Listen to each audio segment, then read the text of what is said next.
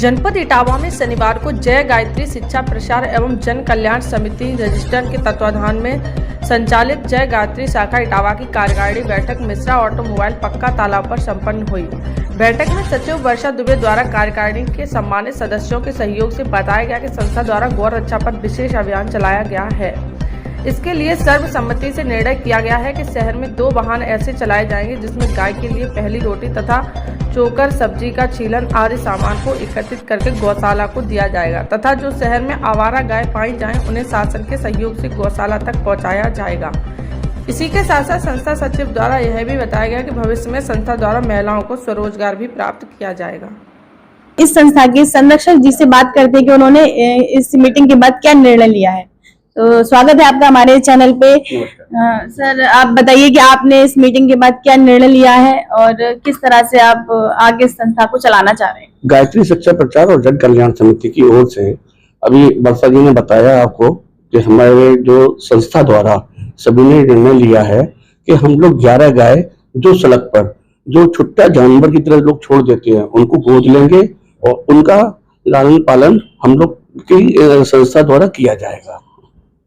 ये तो बहुत ही अच्छी बात है, ताकि जो आप देख रहे हैं कि अगर आपके घरों में जो गाय हैं, जैसे कि वर्षा दुबे जी ने बताया है कि अगर आप उनको अच्छे से उनको नहीं ध्यान रखेंगे तो आपको सिर्फ एक वार्निंग दी जाएगी, उसके बाद में वो उस गाय को गोद ले लेंगी और उसकी सुरक्षा करेंगे। तो जो घर बैठे हैं, जो ये देख रहे हैं कि उनकी गायों को वो यूज करके उनका दूध निकाल के और उनको ऐसी आवारा छोड़ देते हैं, उनका ख्याल रखिए, उनका ध्यान दीजिए।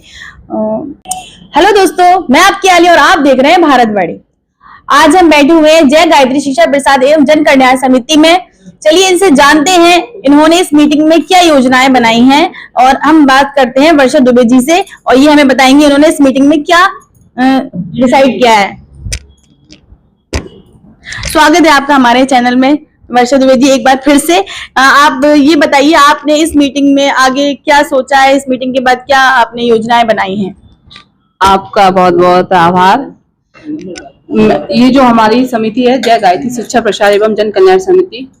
इस समिति के जो सारे सदस्य हैं, कार्यकारी सदस्य, उन सबकी सहमति से हमारी संस्था आने वाले भविष्य में कुछ चुनिंदा मतलब टॉपिकों पे, विषयों पर अपनी बात रखना चाह रही है और समाज के लिए एक एग्जाम्पल पेश करना चाह रही है। और उस चीज को हम आगे समाज में किस तरीके से करेंगे वो मैं आपको बताऊंगी। और हमारी जो कार्यकारिणी के सदस्य हैं, पहले मैं आपको उनका परिचय दे देती हूँ। हमारी जो इस जय गायत्री शिक्षा प्रसार जन कल्याण समिति है, उसके जो संरक्षक जी हैं वो हमारे पंकज तिवारी जी हैं,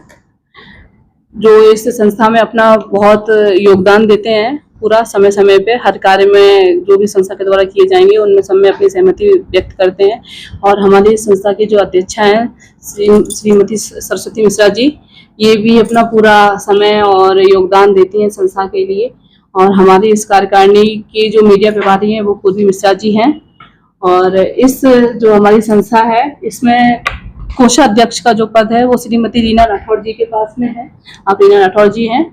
और इस संस्था के जो सह प्रमुख हैं वो हमारी भावना अग्रवाल जी हैं। इस हमारी जो ये गायत्री शाखा इटावा है, इसकी जो उपाध्यक्ष हैं वो हमारी श्रीमती सुशीला राजावत जी हैं। और हमारी संस्था में जो कार्यालय सह प्रमुख का कार्य कर रही हैं वो श्रीमती स्नेहा दीक्षित जी हैं, सामने बैठी हुई हैं। और इस कार्यकारिणी में आज नए सदस्य के तौर पर रेणु सिंह चौहान जी हमारे साथ आज संस्था में ये सम्मिलित हुई हैं और ये भी हमारी संस्था का कोई ना कोई दायित्व ग्रहण हम इनकी स्वीकृति से इनको प्रदान करेंगे। और आज जो परिचर्चा हुई है हमारी संस्था की, वो हमने 3 विषय रखे हुए हैं सभी लोगों ने मिलके, और उस पे उन तीनों विषयों पे सभी लोगों ने अपने विचार विमर्श करने के बाद स्वीकृति प्रदान की है। सर्वप्रथम हमारी संस्था का जो विषय रहेगा वो रहेगा कि हर इटावा के हर जन का सहयोग गायों की सुरक्षा और उनकी जीवन शैली या लालन पालन में किया जाए। उसके लिए हम लोगों ने एक मुहिम में प्रारंभ करने का सोचा हुआ है और उसके लिए हमारी संस्था के द्वारा 2 वाहन किए जाएंगे जिन पे हमारी संस्था का नाम और उसका कार्यालय का संपर्क सूत्र वो उस पर दिया जाएगा, जिससे कि संस्था में कोई संपर्क भी करना चाहे तो वो वहाँ कर सकता है। डायरेक्टली आपकी हेल्प कर सकते हैं। हेल्प नहीं कहेंगे,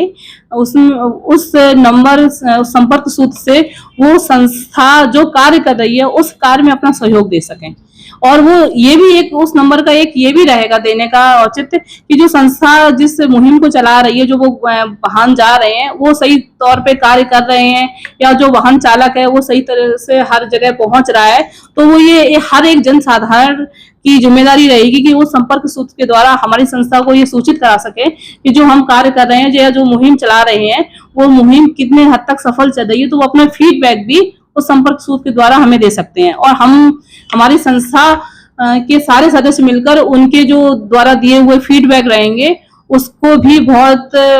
सर माथे लेंगे और उसको पूरा फॉलो करने की कोशिश करेंगे कि उस जो हमारा विचार है उसमें कितना अच्छा योगदान और हम लोग कर सकें। तो जो हमारी पहली मुहिम है वो हमारी यही रहेगा कि हर एक घर से गाय के लिए रोटी आ सके। रोटी है, चोकर है घर में बचा हुआ जो हम लोग महिलाओं के घर में रखा रहता है, सूखा सब्जियों का छिक्कल वगैरह है, तो इस तरीके के हम लोग व्यवस्थाएं रखेंगे कि दो अलग अलग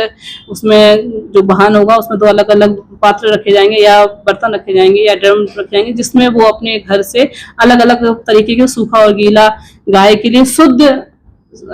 वस्तु पहुंचा सकें, क्योंकि गाय हमारे लिए पूजनीय है। तो हमें उसमें ये ध्यान रखना है कि हम गाय तक जो भी पहुंचे वो शुद्ध हो, किसी भी तरीके से अशुद्ध ना हो, मतलब जूठा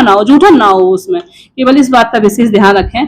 बस आपके यहाँ जो भी रोटी जो बचती है उसे हम जूठन नहीं कहते हैं, क्योंकि वो हमारे यहाँ अन्न का अनादर भी ना हो, तो इसलिए वो गायों तक पहुंचे। तो हम रोटी को अलग निकाल के जो बची हुई रोटी उसको रखें, अच्छी तरीके से रखें, जिस तक गाय तक पहुंचते पहुंचते वो कहीं पर भी सड़े गले ना, और उन तक हमारा जो शुद्ध आहार है वो गायों तक पहुंचे। आप लोग को इतना कष्ट करना है कि जो भी आपका घर का सामान है वो उन वाहनों में पहुंचाएं, और फिर उसके आगे का दायित्व हमारी संस्था का है कि हम लोग उनको एक सही उचित स्थान पर पहुंचाएंगे। दूसरी हमारी संस्था ने दूसरा जो दायित्व लिया है वो हमारे संस्था ने लिया है कि जो आवारा गाय हैं इटावा शहर में, क्योंकि हमारे यहाँ जो गौशाला है, जो गाय गौशाला में पहुंच जाती हैं उनका लालन पालन तो बहुत अच्छी तरीके से हो रहा है। टैक्सी मंदिर के सामने जो गौशाला है तो वहां पर बहुत अच्छा लालन पालन उनका हो रहा है। लेकिन जो गाय शहर में आवारा घूमती हैं, या ये कहें कि लोग अपने घरों में गायों को रखते हैं, उनका जो दूध निकाल लेते हैं, उसके बाद फिर उनको छोड़ देते हैं सड़क पे, तो उसमें दो समस्याएं बहुत ज्यादा उत्पन्न हो रही हैं। एक तो जो सड़क पे वाहन चलाते हैं, बच्चे स्कूटी चलाते हैं, गाड़ी चलाते हैं, हम लोग भी, तो एक तो एक्सीडेंट का दायरा बहुत बढ़ रहा है। दूसरी चीज उन गायों की हालत खराब हो रही है, वो लोग कहीं ना कहीं पॉलीथीन और ये चीजें खाते हैं, फिर वही दूध वो घर पे निकालते हैं, जिनके घर पे गाय रहती हैं, वो दूध हमारे ही लोगों के पास पहुंचता है, तो उसमें बहुत सारे हम लोगों को केमिकल है या इन चीजों का गायों को तो सामना भी करना पड़ा, और उनके थ्रू इनडायरेक्टली हम लोग को भी उसका सामना करना पड़ रहा है। तो उसके लिए हमारी मुहिम यही है कि लोग अपनी गायों को जो पशुपालन कर रहे हैं वो या तो घरों में बांधें, यदि वो अपने गायों को घरों में नहीं बांधेंगे तो हमारी संस्था द्वारा वो गायों को पकड़कर गौशाला में लालन पालन के लिए हम लोग ले आएंगे, और फिर उन गायों को हम लोग, कोई भी लेने आएगा उस व्यक्ति को उन गायों को चिन्हित करेंगे, जिन गायों को लेके आएंगे, तो उन गायों को हम लोग अगली बार केवल एक बोर्डने के साथ ही उनको देंगे कि वो उन गायों की सुरक्षा करें, अन्यथा उन गायों को फिर हमेशा के लिए हम लोग गौशाला में ही रखेंगे, उनका लालन पालन करेंगे। अगर आप चाहते हैं आपकी गाय सुरक्षित रहे तो आप अपने, हाँ बिल्कुल, उनको अपने घरों में सुरक्षित रखिए, नहीं तो हमारी संस्था उनको सुरक्षा प्रदान कराएगी। और इसके साथ साथ जो आप लोग विचार करते हैं अपनी खाने में से पहली रोटी गाय के लिए निकालने के लिए, वो आपकी जो पहली रोटी है, घर की पहली रोटी, वो भी गायों तक पहुंचाने का जिम्मा हमारी संस्था ले रही है, और सारी संस्था के सदस्यों ने अपनी पूरी स्वीकृति दी है इस कार्य को रखने के लिए। तो मैंने अपनी संस्था के सारे सदस्यों की बात को आपके सामने रख रही हूँ और अपने इटावा के लोगों के सामने रख रही हूँ। तो मेरा यही एक सबसे विनम्र निवेदन है कि मेरी इस संस्था द्वारा चलाई गई मुहिम में आप सब लोग अपना पूरा सहयोग प्रदान करें और इस कार्य को सकुशल आगे बढ़ाने में सहयोग प्रदान करें। धन्यवाद।